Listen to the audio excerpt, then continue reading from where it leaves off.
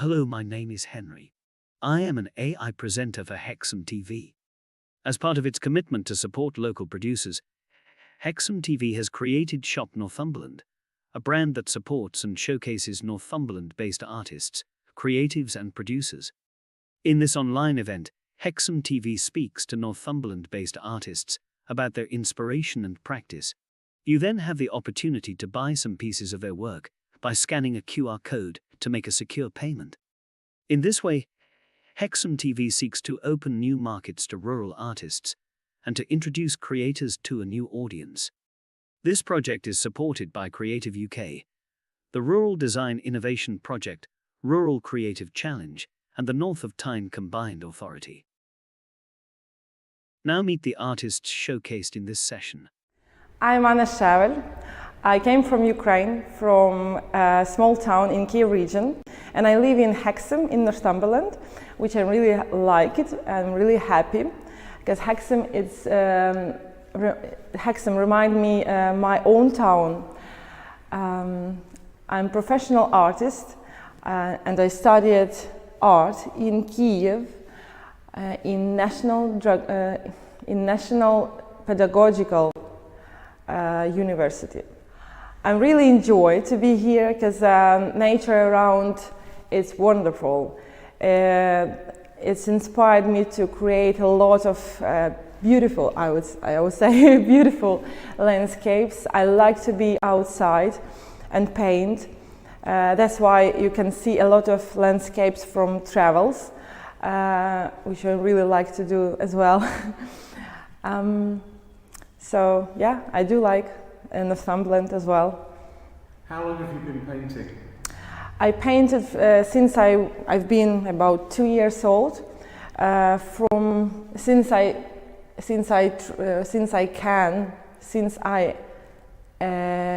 I able to hold a pen and brush in my hands. So I still remember my first masterpiece on the wallpaper in my auntie flat. So I just find a pen and try to fix this boring palm trees landscape. And when my mom and auntie, they came into this room, and my auntie said that Anna will be an artist, you know. I remember that word, that she will be an artist. So yeah, it's like, so she like, my God. Since you were a young child. Yeah. Since you were a young child, your mum thought yeah. you'd be an artist. Or she maybe she was like a sort of clairvoyance, you know. she saw the future. Are there artists in your family? No, you know, nobody's. Just my father, he's like an engineer. My mother, she was. My mother was humanitarian, so she studied library studies. Yeah. So I'm only one special in my family. Yeah. So you're standing in between two of your food paintings here. Yes. They're incredibly realistic, aren't they? Oh, if you were looking at them from a distance, they really, I mean, they look like photographs. How do you come to be able to paint something like that?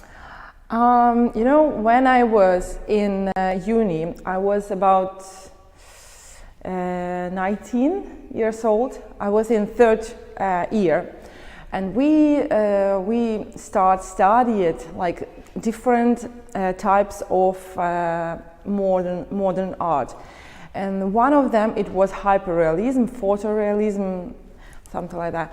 And I choose, so it was like a free choice for everybody. So you have to choose one of them, and you have to go deeper and just study, learning a lot of skills about that just by yourself, by your own. Like it's like a course which we need to do at home by ourselves. And I have started to learn hyperrealism. I really enjoyed with these details, and I find a lot of artists, mostly of them, they are from Holland. So yeah, they inspired me, and I tried to copy some of them. I tried to copy their works, and then I decided it was another work task. We had to create, to paint our own. It can be like small still life or any kind of objects. Yeah. So I decided to paint sushi, Japanese food. I don't know why I choose food. Maybe just I really like it. It's inspired me a lot.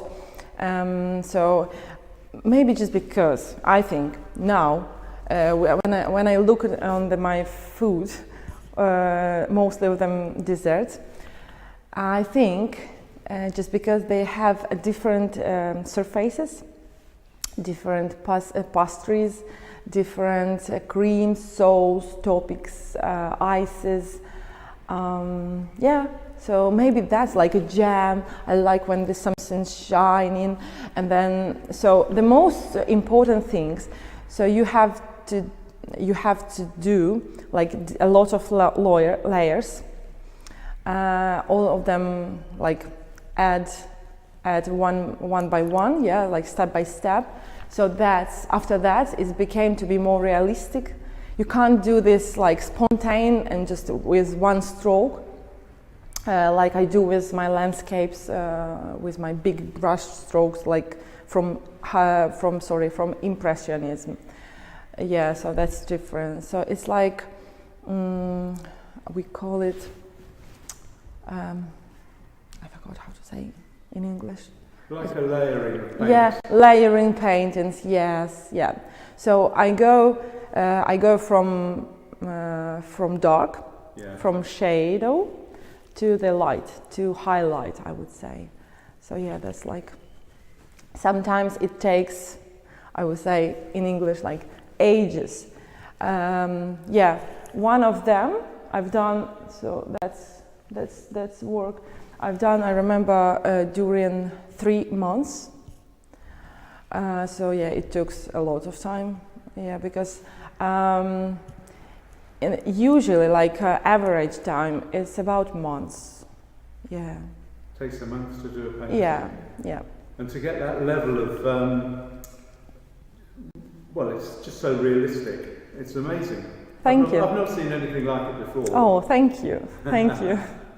I try to, like inspire people by food through art, and always keep them in nice mood, because sometimes food make us happier, and art as well. So I just combine those two, which I really enjoy as well. So this food haven't expired day. You can watch it. You can look at that all the time.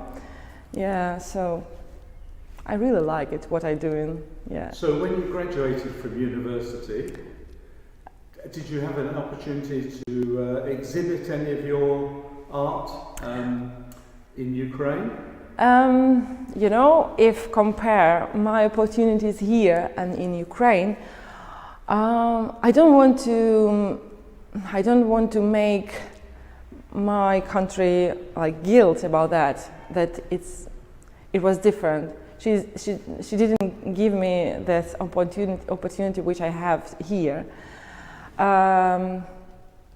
But exactly my uni, they gave me opportunity to exhibit my pictures, not only hyperrealism. They collect all my stuff during 5 years, which I've done, because they say that I was one of the students who had the most bigger assortment of paintings, which they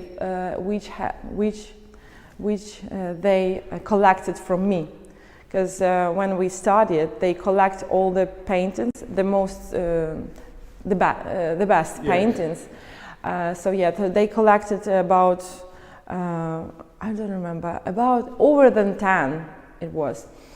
And then when I finished bachelor, they opened a new gallery in our uni. It was Glow, I think, Glass, sorry. It's called Glass because it was like a transparent around. And they decided to make exhibition just with my stuff for everybody, but not for selling, just for show. For show, yeah.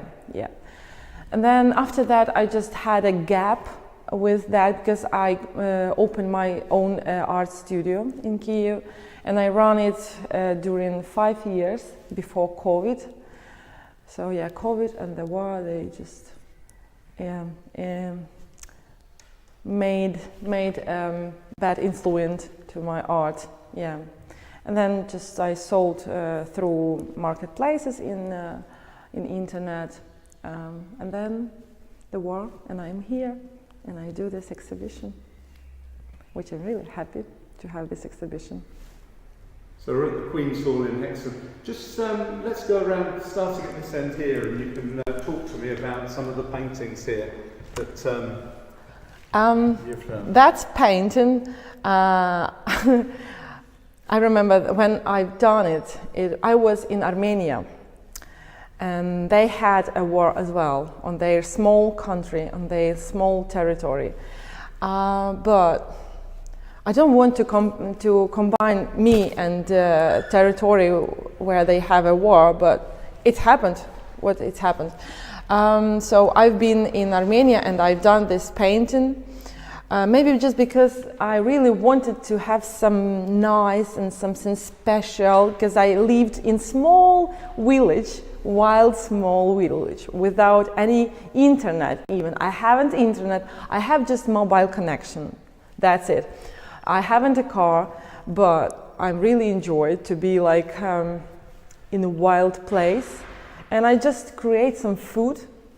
So yeah, maybe just to look and just to imagine that I have it in my home. Let's just have a look at the detail here a little bit closer, and people can see. I'm really enjoyed with surfaces of chocolate. Yeah, so you can see a lot of, probably most of them, they have a chocolate topping. So let's move along then. And, so yeah, I will call that mini cheesecake. But when I talk about this picture with my host, and he said that we really don't have this dessert. So, but for me, the base should be like from cottage cheese. We really, in Ukraine, we really use a lot of cottage cheese. We do different cheesecake, as I said. We do a lot of cakes. We do a lot of cupcakes as well with cheesecake, with cottage cheese included. So yeah, and we do eat it with salt as well. So we use a lot of cottage cheese. So that's why I decide to have cottage cheese as well here. How do you get the impression of the jam or the covering sort of sliding down the cheesecake? How do you create that? As I said, that I begin from dark. So I do like a base with dark. So dark, and I would say main color. Yeah. So here is main color is a dark red, like cherry red, I would say. So first layer, I do this cherry red color, and then just little by little I compare the most dark, so it's like that, like a big shade of blue, I would say, or purple. So that's like a big shadow, and then I just I just try to mark where I will have highlights, and then I just played and then join with these shapes of highlights. So yeah, and then when I just have a distance after a while, when I've done about when I spend about 4 hours, after that I have to have a distance and just have a look how it looks like together, and then I will decide, you know, not always I just follow by photo or my object. It's like we call it reference. Yeah. So sometimes so I was going to say to you, you must use a photo, because you couldn't have a cheesecake that stayed the same for 1 month. No. Yeah, that's true. That's true. So I prefer to take a photo by myself from some desserts. Yeah. So that's I do always with fried eggs. Always, just who live with me, my family, they know that. Oh my God, Anya, she will take photos of this of that egg. Do not eat it before she takes it. Yeah. So yeah. Before, when I just started, I was inspired from Pinterest. They've got a big assortment of food. So people just share this, a lot of recipe, and you just like, oh my God, and you can't breathe, you know. It's so incredible. It looks so incredible. Yeah, but then, you know, it's not professional when you use it's like photos of different, like a stranger photos. Yes, someone else takes the photo. Yeah. So I decided to have my own, but it's really much interesting. So yeah, I'm really enjoyed with that as well. Okay, so let's go around a little bit so people can see. So, for example, when I have for about few copies of one type of dessert or any different food, I have this food from different sides, so I can make it few copies. Like, it's not really like the same copy, so I can play with you know, the angles and things, and the light. Yes, yeah, and just I can make this one, and they will be like the same but from different side. So yeah, it can be real. Sometimes, you know, when I still have this stuff at home, for example, I like to come back to some another work previous and just decide that it's lacking for highlights or something else, or it's not enough 3D or another thing. So I decide to add more details, more detailize it. Yeah. So how do you get the perspective? That makes it look so real, because you could have a very flat painting, but you've made a perspective there of, you know, that looks like you can see the front, but the back as well. Yeah, I think that I have to be very thankful for my professors from uni. So that's their job, that's their work, because I'm really thankful for them, because I think I had a nice education. So yeah, that's their work. It's a skill they taught you. Yes, yeah. So those skills I've studied from uni. So, but if you can see some parts of my pictures, they have like a blurring. So it's make your picture more smooth. So you have to compare background and front. So that's why front should be, to make it realistic, to make it like 3D. That's why front should be always like clear and with clear shape, yeah. And then more smooth is background. So that's make your work more 3D. Yes. More. Yeah. I mean, on this particular one here, you can almost see on the top of the chocolate where the knife has cut the chocolate. All right. You can see it, you know. Yeah. It's amazing, yeah. Surface, yeah. Yeah. So I've played with different shades of color. Yeah. Because if it's even if it's chocolate, it can't be like brown, total brown, just direct straight away from tube. You know, that's not professional way. You have to find this special shade.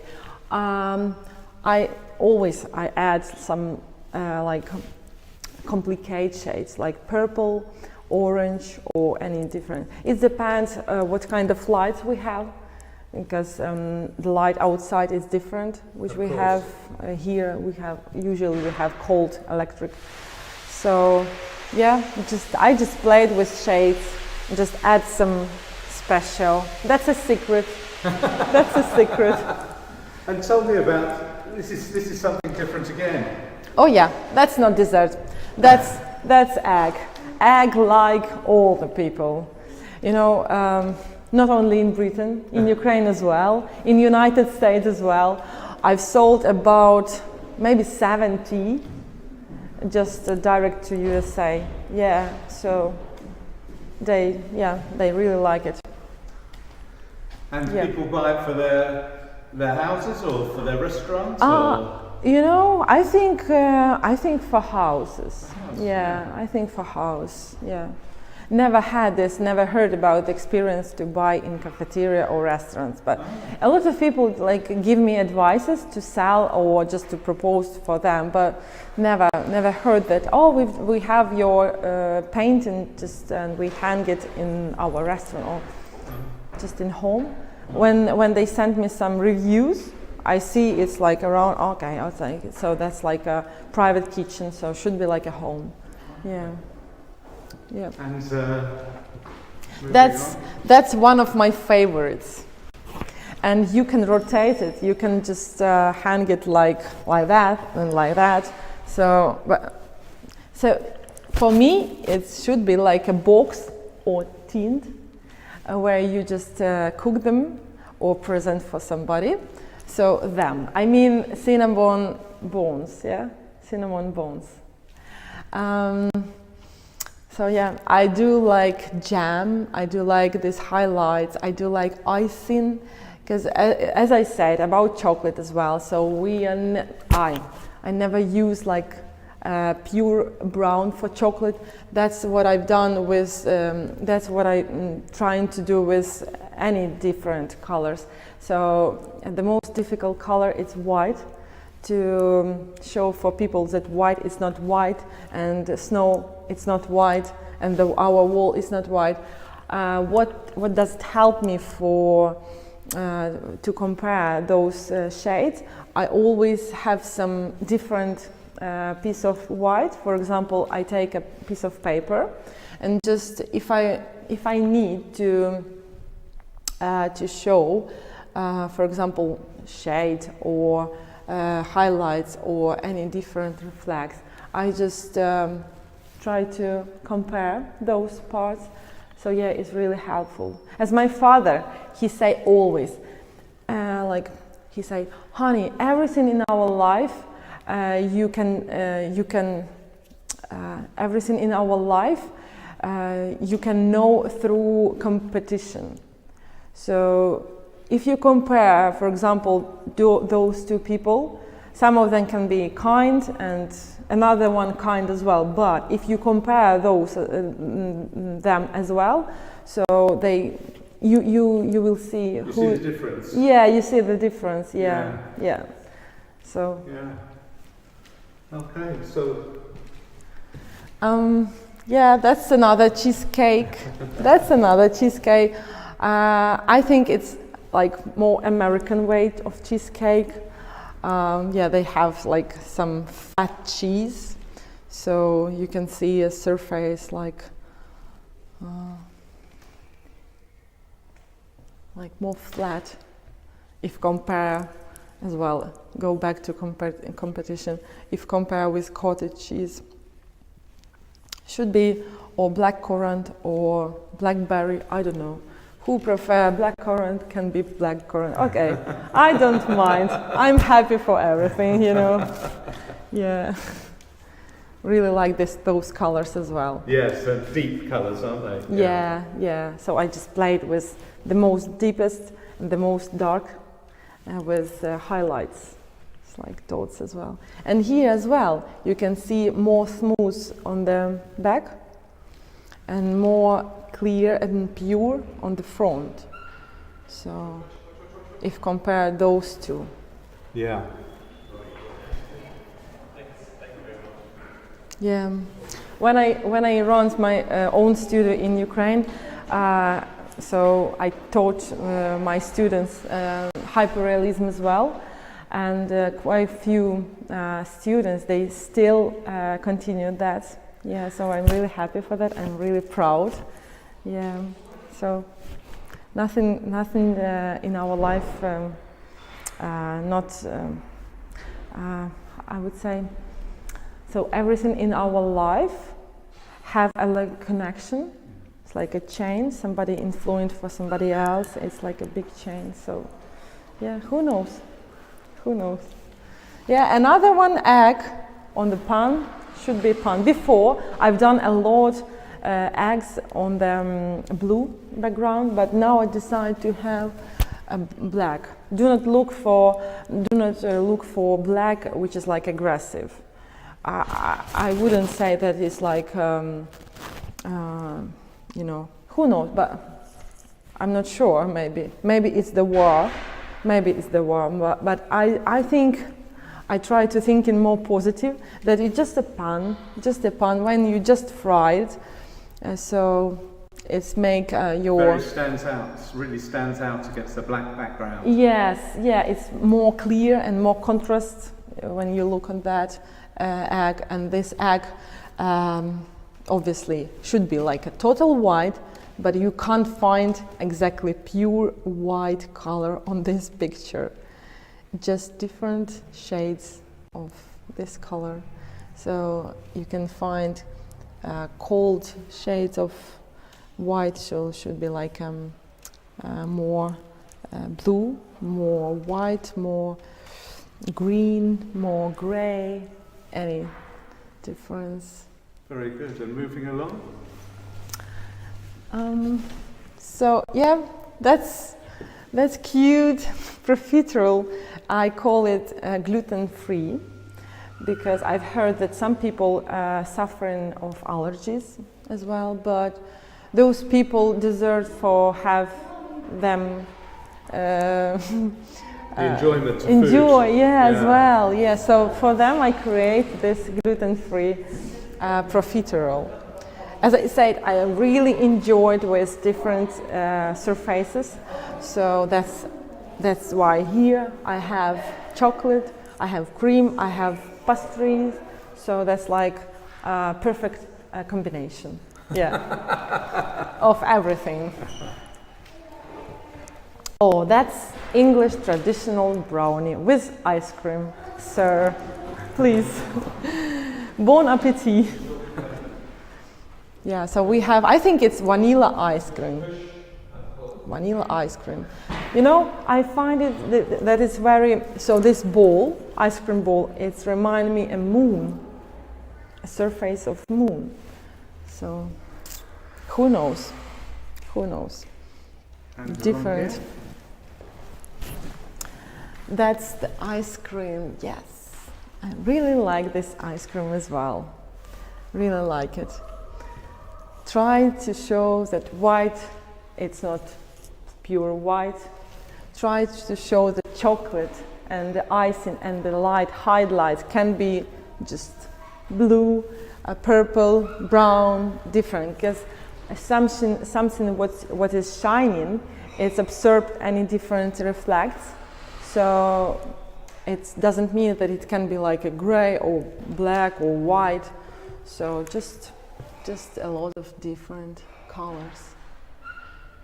tried to make it more positive, you know. Here you can see some secrets which I've done just when it was total dry. So I've done it very gentle. So that's like gentle shining, not very how to say? Hard. Not very hard like those lines. So that's more gentle, more smooth, more lighter. So yeah, some of them, as I said, I've done just direct above dry layer. Some of them you have to combine when they are still in like a fresh condition of oil.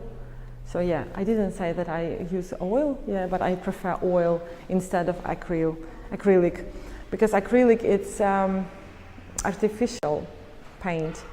I don't like artificial paint. When I combine them, I try to make some. When I combine them just on my palette, I find that it became to be gray, like a gray mess.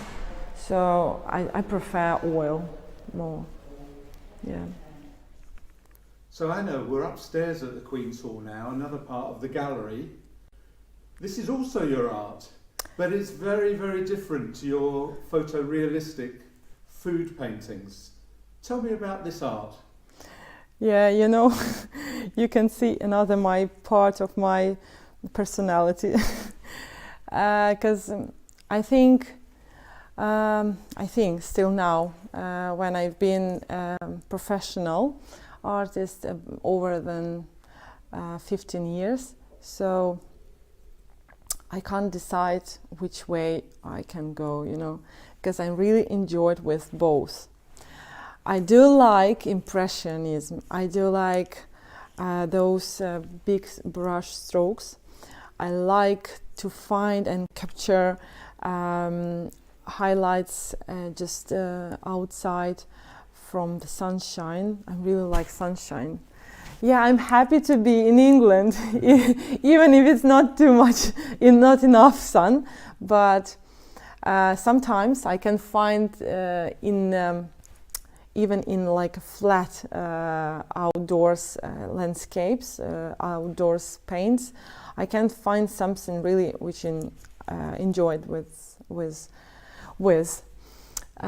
So what's interesting is that something that's quite small, the food, you paint on a big scale, but it appears that when you get a big landscape, you're painting on a smaller scale here.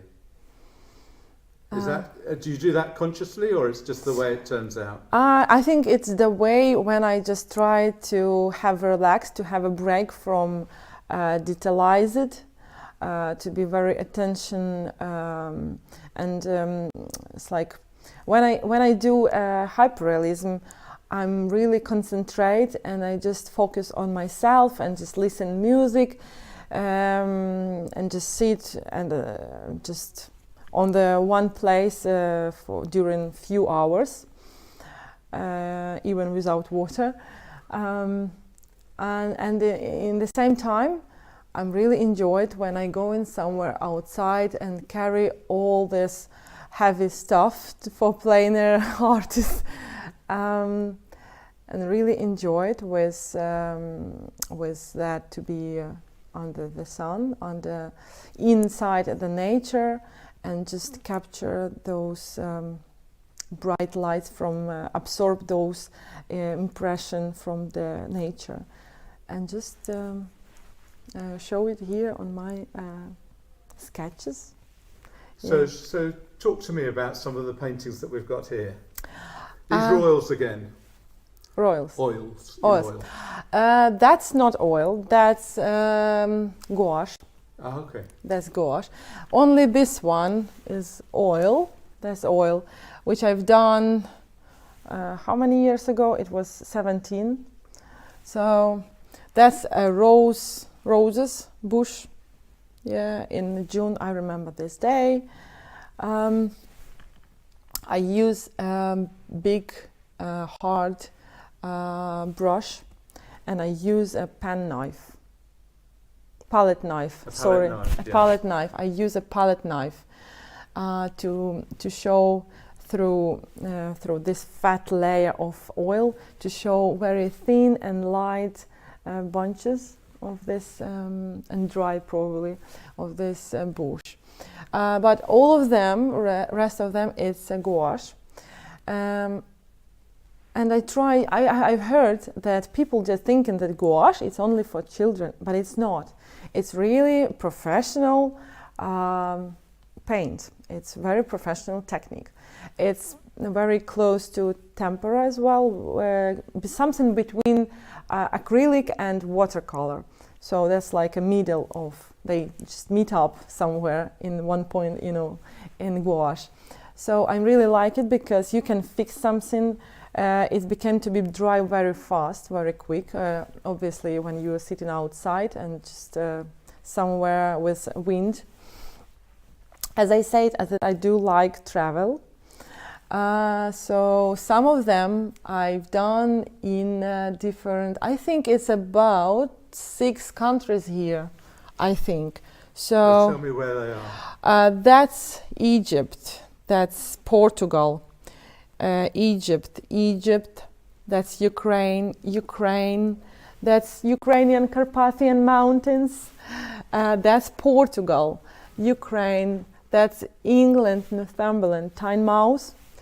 You can see very deep and heavy colors of Nordic Sea. That's Armenia. That's Egypt as well, I think. Egypt. That's Portugal, Carpathians. Here I have Turkey. That's England in sunshine as well. That's Portugal, Carpathians in Ukraine, Egypt, and Tyne as well, England. Yeah, so I didn't count, but it's about five countries, but yeah. So every time when I travel somewhere, I carry, you know, not like cosmetics like always girls do, but I carry my another paints, not for my face, for my sketches. So that's like my heritage. Yeah. So I collected memories, photos, music, and I collect some paints, some sketches as well from my travels. And what do you hope for your art in the future? I don't know what happened in the future, because I couldn't imagine that I will be in England now in 2023. I couldn't imagine this, but I will try. I always doing something to improve my skills, to improve my art, my business, I would say. So I think I'm already famous in the world because a lot of my paintings around the world, everywhere. So I would like to travel, to have some possibility for and opportunity to travel and collect my sketches, and I would like to exhibit them as well for people around the world. That's great. Anna, thank you very much for talking to Hexhamtv. Thank you. And good luck with your exhibition here at the Queen's Hall in Hexham. Thank you. Thank you very much. Thank you. Thank you.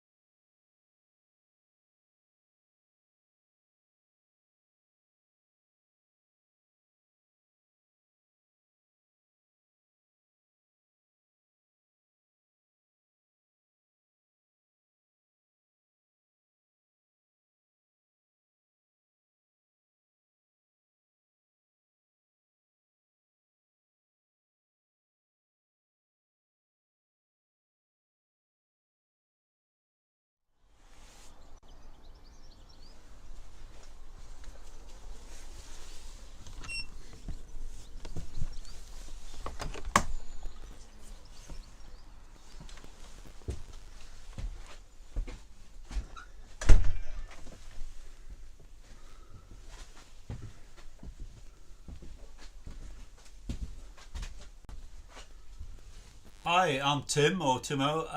I call myself Cookie Creations. It's kind of a brand that I use, and that's where you'll find me on Instagram.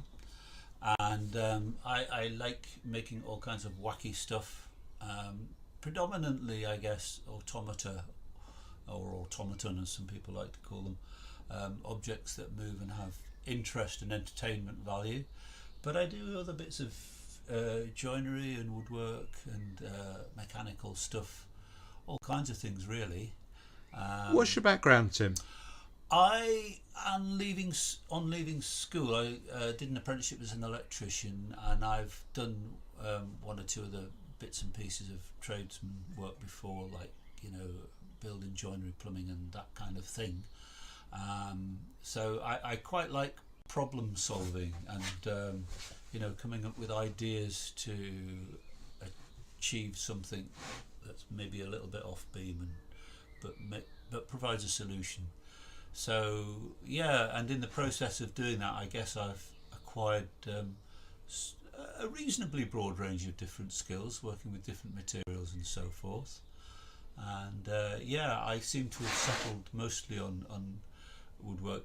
Myself and my partner Ruth have been involved with, I guess you might call it, heritage crafts for some time. We started a business doing green woodworking, which Ruth still does, and you know, I like to keep my hand in with traditional crafts, you know, working on shave horses and pole lathes and so forth as well with fresh green wood. So quite a mishmash really of different things, I guess you'd call it, but and you've got an incredible selection of tools here, Tim. Yeah. How did you amass these tools? It's just a process of time, and also Ruth's dad is now passed on, but he kind of introduced us really to the whole green woodworking thing, and he amassed a few tools. So some of them are tools acquired from him or other people, and some of them are just ones that I've got over the years. So, you know, these didn't all come at one time. They've just, you know, car boot sales, gifts from people, or ones that I've purchased myself. Yeah, and you know, gradually, bit by bit, you build up a workshop, I suppose. And if someone came to you with an idea for an automaton, would you be able to? How would you take that idea forward? I like the idea of interpreting ideas. Yeah, so I have an opportunity to work with somebody at the moment, and I have done a couple with other people who've expressed an interest that they'd like to do something, and I've worked with them to make them. And so one example, I haven't got it here to show you because it's with its recipient, is a lad who was quite keen to make something, and I thought, well, I'll have to give him some ideas, and I thought I could give him the flying pig's quite a common one and relatively easy to do, for some reason I thought of a guy riding a penny farthing, and I said, do you want to make a flying pig or a guy riding a penny farthing? He said, can we do the penny farthing? Oh my god, it's quite a tricky one to implement and to pull off, but we did it. We did it, and so yes, I mean, I'm open to ideas and trying to find ways to interpret them if I can. So hopefully there's a project coming up that I'll be working with someone doing just that. And are your creations just in the local area, or have they travelled far and wide? They're mainly in the local area, really, yes. And I mean, you know, so I've made them as gifts for families and friends or whatever. So I'm not the world's best publicist, I have to say. I haven't been historically very good at promoting myself. So yeah, I haven't got much stuff out there, as it were. But I'm open to that possibility for sure. Yeah. His batteries run out, so we can't show you him going. But this I call the bell jar peddler, and it's basically a little character who pedals away, and when he pedals, he rings a bell. He rings this bell and that bell on the top, just for the sake of it. It actually was going to be a doorbell for the house, but when you put the glass jar on, it makes the sound somewhat, so not so good. This is an example of where electronics meets woodwork, and this is a little thing called a nuisance box, which essentially it's just a thing that doesn't like being interfered with, and eventually it sticks a finger out and says, "Stop turning me on," and turns itself off, and keep on doing that. And it'll keep on doing it, but we can move over to the next one here, which is I call penguacity. So this here is an example of a renegade penguin who's decided he was going to be an ice skating penguin, but he kept falling over, so I had to make him drive a snowmobile, and his pals are looking on in sort of muted astonishment. One's jumping up and down for joy, one's looking backwards and forwards just to check it's actually happening, the other one's offering him a fish. So that one, yeah, the audacious penguin, hence audacity. This is Rodney the rebellious rooster, or fowl play as I like to call him.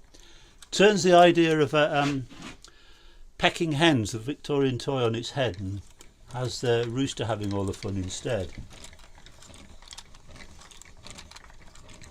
And the farmers get to be the little peckers.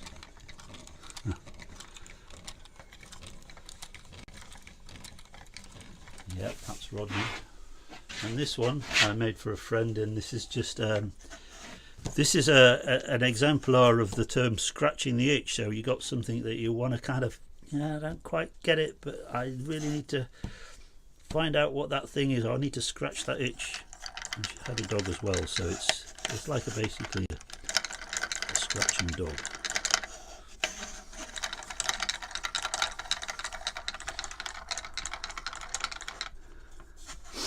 So those are some of the things that I've made. I mean, I'll take on anything really. So this is where I do a lot of my work. It's an old converted bureau, which has become a little tool station, which I quite enjoy working at. And this is where I put things together and do a bit of work on. And this is my current project, which at the moment is called Cuckoo, for want of a better name. It's turning the idea of a cuckoo clock on its head, because instead of there being a cuckoo clock, there is going to be a cuckoo, and at a certain point when it's been operated, the cuckoo, its chest opens and out pops a little clock. So the idea is that it'll make a cuckoo noise. Can I do it?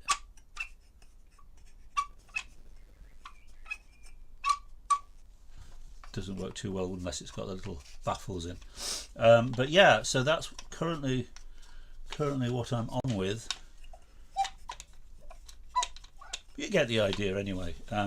So here we see a couple of items in for running repairs, because inevitably things go amiss with things. This was a gift to my sister, who sometimes when she was in a meeting, she was the director of an organisation, and they'd ask her to do things that were rather difficult. She'd take this off the table and she'd just go like that, and they usually got the message. And this was for my niece, my sister's daughter, who's got a thing about bears. It's got a little sign over here which says, "Bear scratching on my fence is strictly prohibited. If it continues, I will take offence." Crossed out, "make offence," and it's on a signpost there. So yeah, so this is Bernard Bear breaks the rules. I'm David Lawson, and I'm a wood-fired potter in Bridgend at Hexham, and we're in the workshop here with a few of the wares I've been creating lately. So David, tell me a little bit about your background and how you became a potter. Well, I studied at the Glasgow School of Art. I did a degree course there. Spent some time in Australia, where I picked up the love of wood firing, working with a Scottish potter named Fergus Stewart, who taught me a great deal about the whole subject. I've been doing that ever since, and I worked at Barden Mill Pottery for about 14 years. I was there, living on site and firing kilns. and it just gave me a real spark to want to sort of branch off on my own and develop some work with a touch of finesse, a different take on things, on domestic wear. So here we are. So take me a little bit further back then. You did your degree, but when did your love of pottery and art I've always been artistic. I painted for a long time, a lot of oil painting, a lot of portraiture in pencil that I worked on for a bit. But it was really working with the clay that gave me that sort of, more instant result. I mean, the wood firing process is a long time between each firings, but just to be able to develop the work that's all around us, because it's such a range, I have to, let's call it a slow learning curve, but it's just slow development and perfection of designs, and I think people are really starting to enjoy it. It keeps me busy. So tell me, how did you come up with the designs that you create? Well, a lot of them are inspired, you might say, just finding your favourite potters, say from the older school fellas and ladies like Jane Hamlin. Yeah, I mean, you might just find an image and develop something around it over years and years until it becomes very much a part of your own work. And it's not to say that you're taking other people's ideas, but it's all development. It works hand in hand throughout the world of pottery and crafts. Everyone seems to be inspired by somebody else's work. Very hard to come up with something unique and original. I like to think that some of them are, but it's ideas that are taken from history, from Neolithic dates even, way back, centuries and centuries back. Like some of the first German salt glaze potters, all they did was bottles and tankards and storage jars, and it's just working from there in pure development terms. How would you describe your style? Eclectic. There's some very old English examples. I did a little bit of, like say, the noodle bowls, for instance, taken from some of the Japanese ideas. And there's even some of the oil bottles, for example, with the hand carving. I've been told that they remind a lot of customers of some of the French ceramics. So I'm not strictly adhering to one line of influence. It comes from many places. And how would you differentiate yourself from other potters who are perhaps doing similar sorts of things? I think my hand carved pieces are really quite unique. When people pick them up and say, what did you use to stamp this pattern in, and when I tell them I've sat and hand carved all those running patterns and the chain leaf designs, I think they're really taken with that and the amount of effort that goes into it. In terms of the way I feel about it, I like to think that I'm a really good finisher. Because it's salt glaze is such a fine, delicate finish that if you have rough edges and unrefined proportions or profiles, it really does stand out. So that's what I like particularly about it. So show me the effect that you can get with salt glaze. Right. Well, if we use this as an example, that's an unfired mug. That's just biscuit fired with a dipped glaze, with a little bit of cobalt that's destined to be blue. So right now it's dry, quite uninteresting, but after it's been a full 24 hours in the kiln, constant stoking, salt, wood ash pouring down on top of it, it really is quite a, I like to think, quite a striking effect, and it brings out all the detail in the bosses on the handles, and just that, it's what we call a orange peel texture to the glaze, and it's softened by the wood ash that falls on it as well. So from pine you get a lot of fly ash that melts at top temperature, and it softens all the glazes. That's quite a strong piece. and that's just destined to be a utensil pot, although people do find other uses for them.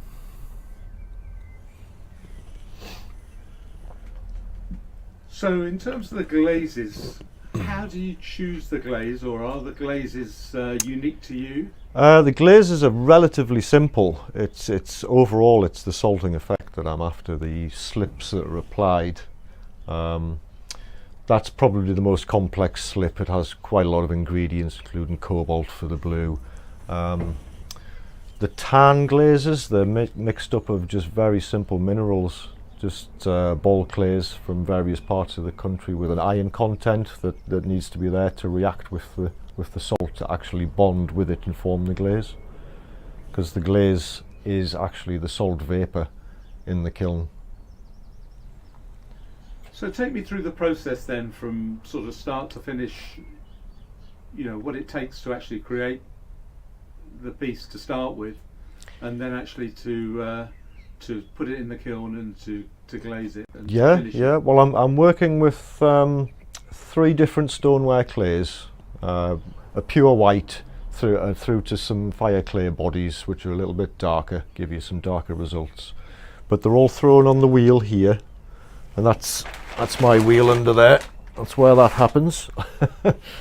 And yeah, so thrown on the wheel, and they're dried out overnight, finished the next day, whether it be handles or turning foot rings on the bottom of bowls and whatnot.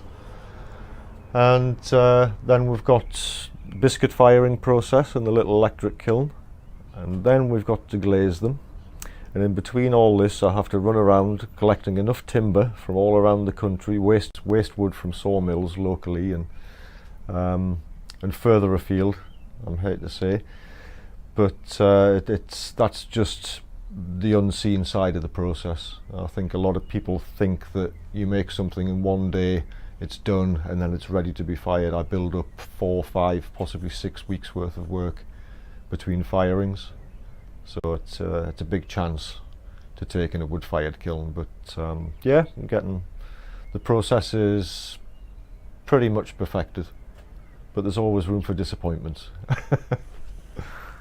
So do you have to create enough product to make firing up the kiln worthwhile before you actually use it? You really need to have an excess. If you fall short of a full pack, because you have to consider where certain pieces go, and if you fall short of work, you might just put it in any old place to try and fill a space, and you know it's not going to be quite right. So that's why all the shelves around us are usually pretty much packed to the ceiling, just to make sure that there is that volume to go in, and you can consider each piece in situ in the kiln chamber.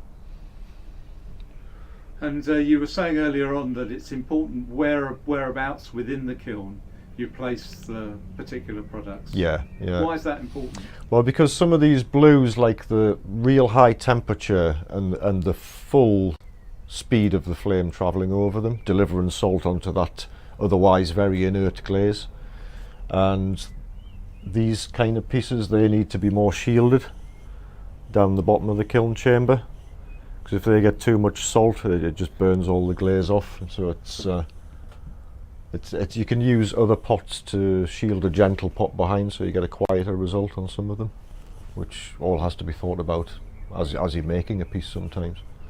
So there's an art to actually using the kiln as much as creating the piece in the first place. Yeah, as much as it's a black art, you've got a little bit of science to guide you around, and you have to kind of consider the flame path as well, because this is raw fuel firing. You're getting like a 8-foot flame rolling into that kiln, and it's travelling through those shelves at a rate of knots, and you kind of have to just imagine where it's going to go.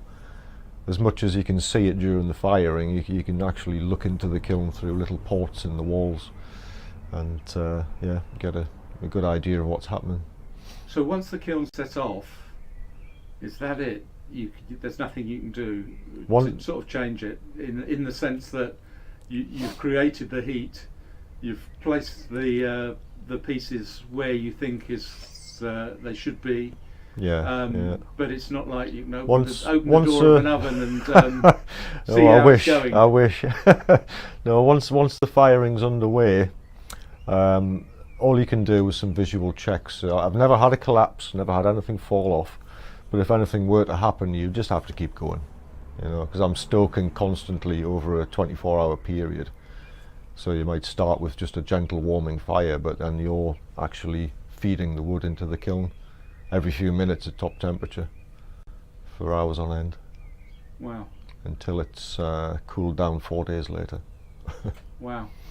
So you need to start it off, you need to get it to a certain temperature, and then presumably maintain that temperature. Stoneware temperatures, I'm ideally looking for 1260, 1280 centigrade. So it's not a case of holding it for too long at the top temperature. It's you know, you've got to, we call it a soak. You get it to a good temperature and you hold it there for maybe an hour, but by then you're kind of ready to stop it anyway because you're pretty tired. So how does it work then? You know, if you perhaps set off the kiln in the morning, you keep it going throughout the day. What happens as the evening comes and the night time comes? Just keep going. You've really just got to keep going. You're monitoring your temperature. You've got a few minutes to sit down and have something to eat or a cup of tea, and then just straight back to it. You know, if you neglect the stoking for a little while, I mean, you lose a bit of temperature. It can be regained, but it kind of goes against the whole course of the firing. You want to be going up in temperature, not down. So, yeah, that's the rod for my back. That's what I do during the night. I've just got to keep feeding, keep stoking, and it generally goes well. It's weather dependent sometimes, and yeah, but a nice breezy night, that's good for it. And presumably it's also very dependent on the wood that you're using. Yeah, there's very many different qualities around the county. I get sourced locally now, which has worked out well. I can actually get it delivered. It saved me a lot of physical and very time-consuming trips out, and it all takes a toll, you know, when you're carrying 100 weights of wood around every day and stuff like that. But it's using wood of every grade you can think of, from the smallest kindling sticks when you start your warming fires, right through to, you know, really quite big timbers that are going in. You know, not far short of like the width of a small tree trunk sometimes. You know, because it's a big kiln, and there's a lot of pots in there, so you've got to make sure they're hot all round and not just at the ceiling. So yeah.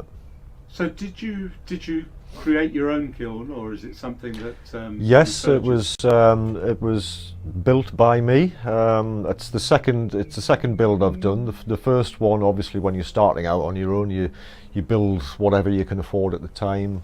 It lasted. It gave me some good results. But the kiln we can go and have a look at soon is it's I'd say it's one of the bigger private kilns in the county. It's I built what I could afford at the time. I'm always looking to redesign, but it means taking so much time out because it's bricklaying, it's dismantling, it's cleaning materials, it's welding the frame to keep it all held together under, you know, there's a lot of pressure in these high temperature kilns.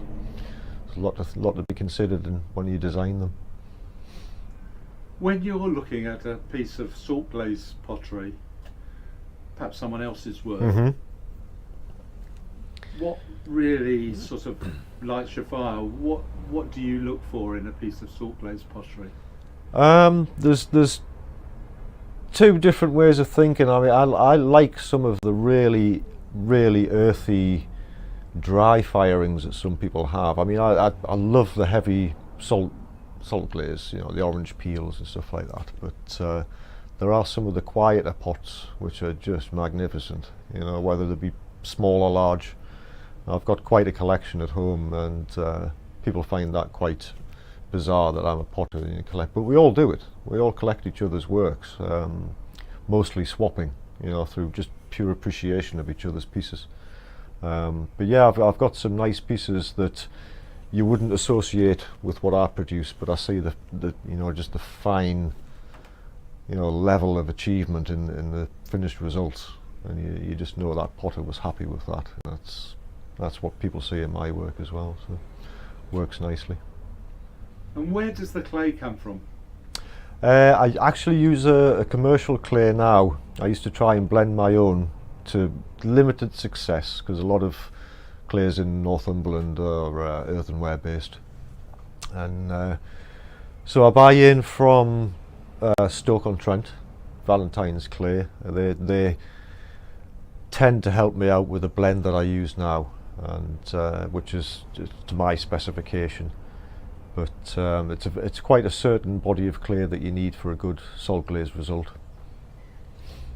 And how has the art of salt glazed ware changed since you started? How's it developed, or is it really reinterpreting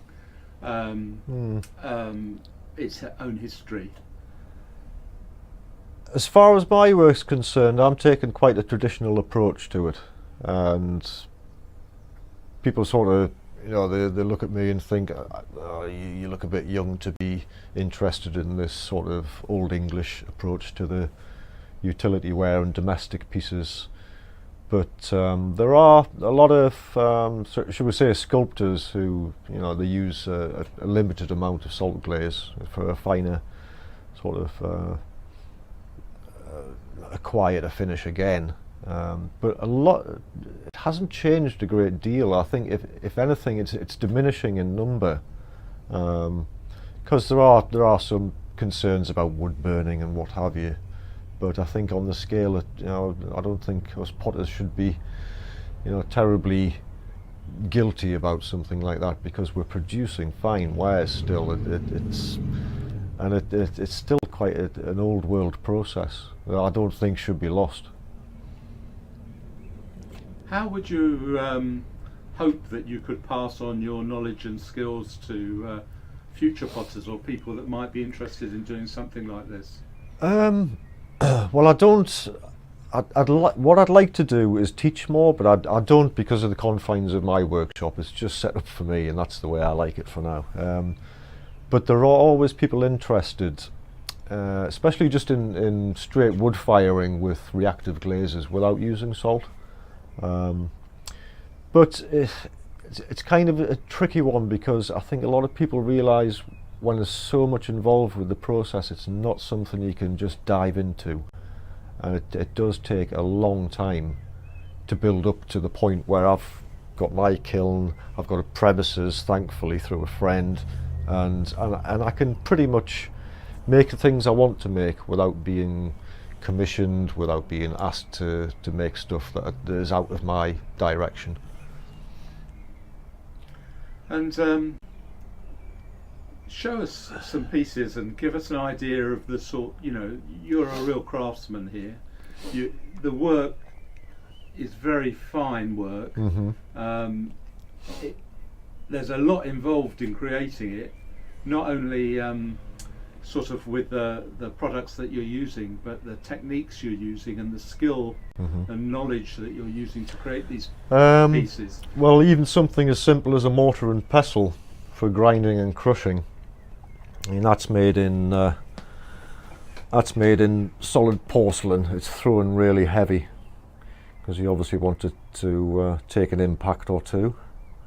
And that is the hand carved detail that I was talking about. And that's put in with a fine metal ribbon tool. And these are fired upside down because I want them to be relatively unglazed on the inside, so that they take the full force of the flame and salt passing down over them on the kiln shelves. And how much would something like that retail for? That's a funny one, because that depends on how I feel about a piece sometimes, which drives my wife mad. Something like that, if I'm super happy with it, it'll be 45. Large, varying size as well. You know, great big ones might be 60 or 70 pounds, but they do sell well. People really do like them. Everybody has the favourite mug. Sometimes they don't realise they want another favourite mug until they see some of these. But and we looked at that one earlier, but I do find them quite pleasing when they get a good glaze like that. And what would that retail at? About £30. Yeah. Again, they do vary. And then I do a lot of ovenware. I have these big old dishes. They're quite pleasant just for serving breads, and you can use them as hot servers. I make some quite ornate ovenware. It's got a lovely dusting of salt around the edges of that one. And then there's more traditional casseroles, like so. Nice volume, nice and clean on the inside. These are fired with the lids in place, so you see the little marks where the wadding has held them in. Also stops the lid warping, so you get a nice fit. And what would that retail at? 80, 90 mark. Just to get a lovely fitting lid on a nice glazed result, it's so much can go wrong. It could warp and the lid might not fit, for instance, and what's the point in that? There we go. And then there's some more ornate decorative pieces that I do. These aren't purely functional. They remind me of some of the old school potters again, Mick Casson, Walter Keeler. I take some inspiration from their designs of old. But people quite often just put these in collections.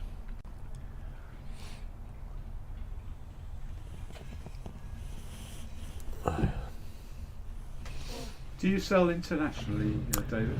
I've had work taken internationally. It's the people are very pleased to report at shows where it's going to be heading off to Japan, Norway, United States, and I've had one or two really nice messages recently from people that have received or seen the work when they've been in the country, which is really quite nice to hear, especially during the winter months when there's not much going on, and just a nice email, kind remark about the work. It's really good to hear.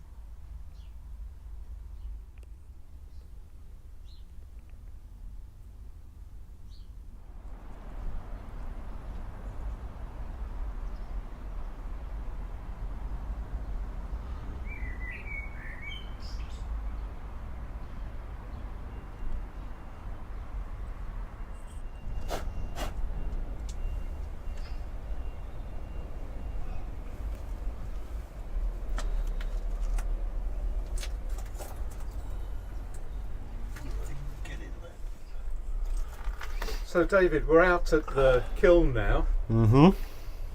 Tell me what you're doing here. Right, well this is packing the pots in like we discussed before in the particular zones for different colours. Some like a lot of temperature up top, some like to be a little quieter down the bottom. As you can see, we've got some of the pots that are destined to be brown, gold, tans. They're more shielded down here, but right now I'm going to put some of the blue ovenware in that needs to be a lot more exposed on these last few shelves, and this is just the first two sets. Ultimately where I'm standing will be packed, and then 5 and 6 will come up at the front as well. So the amount of work that can go in here is quite dramatic at times. So we're just setting props, specific heights for the pot that's going between them, and this will then support the next shelf. And each pot requires this wadding, which is made of china clay and alumina. It's completely inert. And what we do, place those, and this is also to be used aesthetically as well, so you try and space them in quite a pleasing manner. So that's so the heat can get underneath the piece, is that right? Yes, you can get some really nice effects actually as the flame passes underneath the pot. We call it flashing. It's when the flame path is really condensed and squeezed underneath the base or a rim of a pot even. It also prevents it from sticking to the shelf. So we just find a nice spot for that.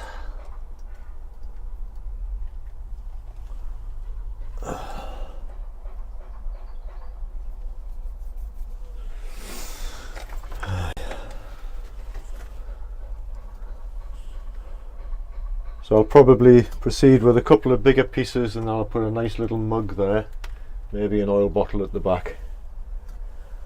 So where does the heat come out of? Well, this is a fire throat here, and that is literally where the flame actually enters the chamber. And there's another one in this back corner, and those are fed from opposing sides from the outside of the kiln. It's basically like stoking just a long dog grate fire. It's enormous inside at top temperature. It's quite something to see. So each firebox is literally 6 feet long underneath the floor of the kiln. So you can imagine the power of the flame that comes into here when it's at top temperature.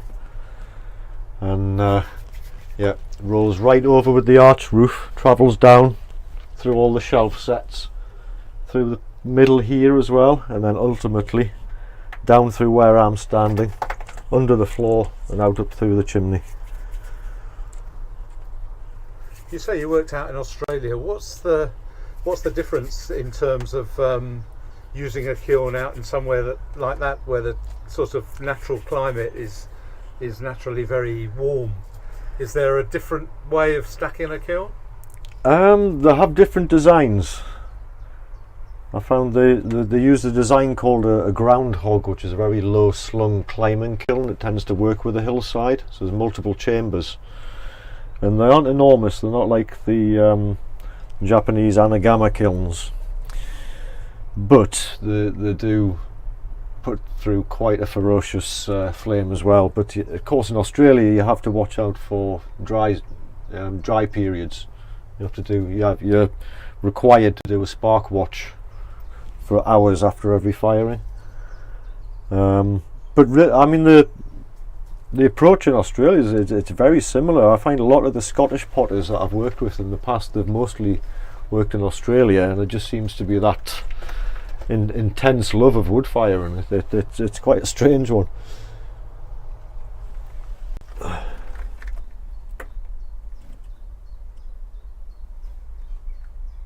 So this is one of the fireboxes that I have to stoke for a period of 24 hours. There's one on the adjacent corner as well, so we call it a runaround kiln in the pottery world because you never stand still for very long. So we start off with a very small fire at the front of the fireboxes here, but like I talked about, when we get to top temperature we're using larger pieces like this, which might last a few minutes before you're restoking again. 3 or 4 of these in at top temperature, and you have to go in on top of these hobs here. So we're literally launching the wood as far back as possible to get that full flame coming into the chamber, so it's depositing ash, boosting up the temperature, and the hardwoods are used to hold at a higher temperature, whilst the pine is used to ramp up. We call it spiking basically, and that goes on all day, all night, into the next morning.